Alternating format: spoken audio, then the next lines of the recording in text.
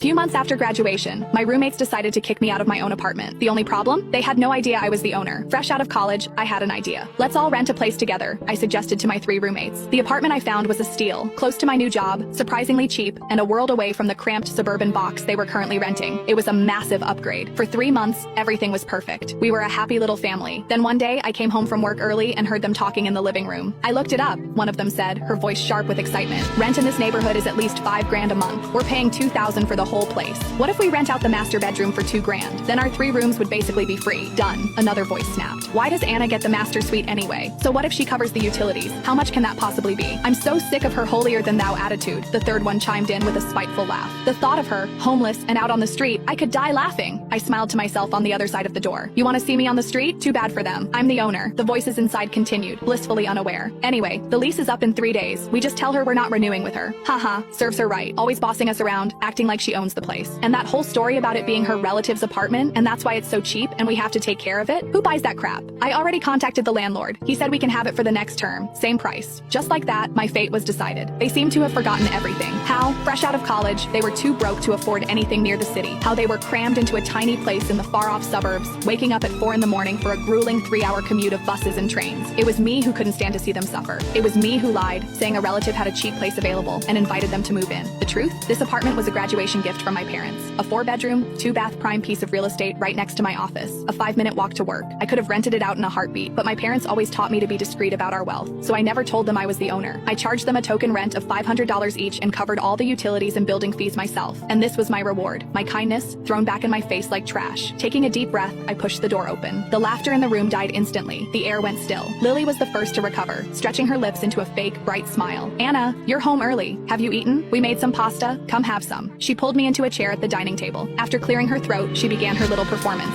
So, Anna, the landlord called. He was asking if we're planning to renew the lease. I just slurped my pasta, saying nothing. She watched my face, trying to read my expression, before continuing. We've decided not to. My hand paused. I looked up, feigning confusion. We found a cheaper place, she said, her eyes darting away from mine. You only wanted to room with us because you couldn't afford the whole rent on your own, right? So now that we're leaving, you'll probably move out too, won't you? My voice was flat. It's fine. If you guys leave, I'll just take over the whole lease. I finished a big project at work, so I'm getting a nice bonus. Lily's smile faltered. It's such a big place for one person. Isn't that a waste? Listen to me. You should find a small studio. You'd save so much money. If I hadn't heard their little scheme with my own ears, I might have actually believed she was concerned about me.